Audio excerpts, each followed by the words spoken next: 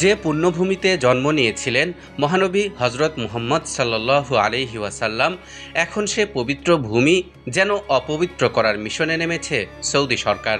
যেই দেশ থেকে সূচনা হয়েছিল ইসলামী আইনের, এখন সেখানেই আধুনিকতা ও উন্নয়নের নামে একের পর এক লঙ্ঘন করা হচ্ছে ইসলামের বিধান।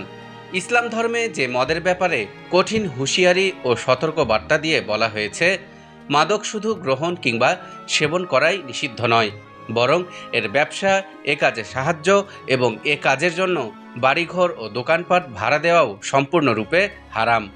অথচ সেই সৌদিতেই ধীরে ধীরে সহজলভ্য হচ্ছে মদ। আগে শুধুমাত্র অমুসলিম কূটনীতিকদের কাছে অ্যালকোহল বিক্রির অনুমতি ছিল, কিন্তু সম্প্রতি দেশটিতে অবস্থানরত অমুসলিম বিদেশি নাগরিকদেরও মদ কেনার অনুমতি দিয়েছে সৌদি কর্তৃপক্ষ। The new York Times, NDTV এবং ইকোনমিক টাইমস সহ বিশ্বের প্রভাবশালী একাধিক গণমাধ্যমের বরাতে এমন তথ্যই জানা গেছে।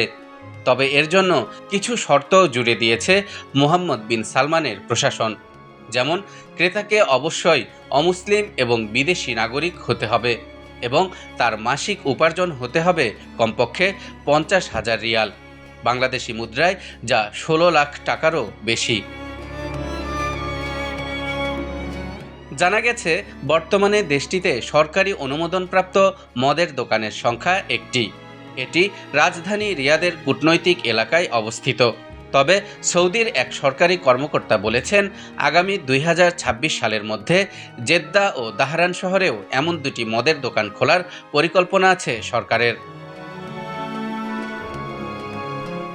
এদিকে মদ বিক্রির এমন সিদ্ধান্তের পরপরই দেশটির তাবুক প্রদেশে ভারী বৃষ্টিপাতের পর ভূমিধসের ঘটনা ঘটেছে। এতে করে সড়ক ধসে গিয়ে তৈরি হয়েছে বিরাট আকারের গর্ত। সৌদি জিওলজিক্যাল সার্ভের তথ্য অনুযায়ী প্রচণ্ড বৃষ্টির কারণে মাটি আলগা হয়ে যাওয়ায় ভূমিধসের সৃষ্টি হয়েছে। সৌদির আবহাওয়া বিষয়ক প্রতিষ্ঠান ন্যাশনাল সেন্টার ফর মেটিরিওলজি আগামী বেশ কয়েকদিন দেশটির বেশ কিছু এলাকায় মাঝারি থেকে ভারী বৃষ্টিপাতের বিষয়ে সতর্কতা জারি করেছে। বৃষ্টিপাতের কারণে আকস্মিক বন্যা, শিলাবৃষ্টি ও ধূলিঝড়ের ঝুঁকি রয়েছে বলেও পূর্বাভাসে উল্লেখ করা হয়েছে। এমন অবস্থায় অনেকের মনেই প্রশ্ন জাগছে, সৌদি আরবের মতো পবিত্র ভূমিতে এসব প্রাকৃতিক দুর্যোগ তবে কিসের আলামত? ইসলামিক স্কলারগণ বলছেন, এসব কিছুই কিয়ামতের আলামত। যেসব আলামতের ভবিষ্যৎবাণী করে গেছেন মহানবী হজরত মুহাম্মদ সাল্লাল্লাহু আলাইহি ওয়াসাল্লাম আজ থেকে 1400 বছর আগে।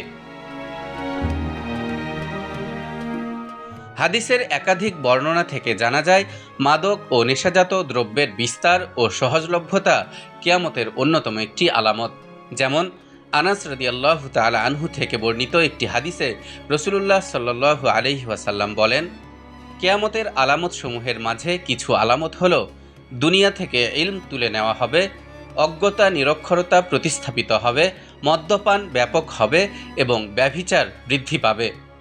এই হাদিসের ব্যাখ্যায় আলেমগণ বলেন, কিয়ামতের পূর্বে প্রতিটি দেশ ও সমাজে মাদকের সয়লাভ এত ব্যাপক হবে, কেউ কেউ মাদক সেবন করাকে অপরাধও মনে করবে না, বরং তারা মনে করবে তা হালাল। অনেক সময় দেখা যাবে মাদক ও নেশাজাতীয় বস্তুর নাম পরিবর্তন করে তা ভিন্নভাবে উপস্থাপন করে পরিবেশন করা হবে। ঠিক এই বিষয়টি রাসূলুল্লাহ সাল্লাল্লাহু আলাইহি ওয়াসাল্লাম বলে গেছেন এভাবে, আমার উম্মতের মধ্যে একটি গোষ্ঠী এমন হবে যারা মদকে ভিন্ন নামে নামকরণ করে সেটাকে হালাল মনে করবে। অন্যদিকে হাদিসের বর্ণনা থেকে আরও জানা যায়, কিয়ামতের পূর্বে ঘন ঘন ভূমিকম্প ও ভূমিধসের ঘটনা ঘটবে। তবে এর মধ্যে 3টি স্থানে বিশাল আকারের ভূমিধস হবে। এগুলো হবে কিয়ামতের বড় আলামতের অন্তর্ভুক্ত। উম্মে সালামা রাদিয়াল্লাহু তাআলা আনহা হতে বর্ণিত, তিনি বলেন, আমি নবী করিম সাল্লাল্লাহু আলাইহি ওয়াসাল্লামকে বলতে শুনেছি, আমি চলে যাওয়ার পর 3টি স্থানে ভূমিধস হবে। একটি হবে পূর্বাঞ্চলে, একটি হবে পশ্চিমাঞ্চলে এবং আরেকটি হবে আরব উপদ্বীপে।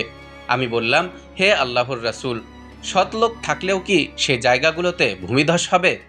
রাসূল সাল্লাল্লাহু আলাইহি ওয়াসাল্লাম বললেন, হ্যাঁ, যখন পাপ কাজ বেশি হবে।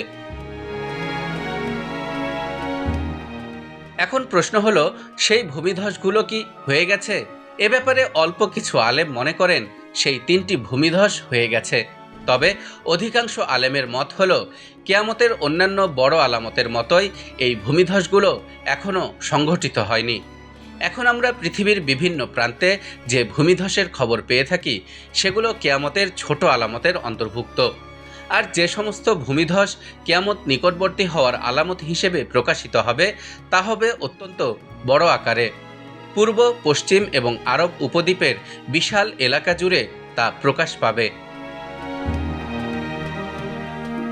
তালহা ইবনে রেজা, নিউজ 24।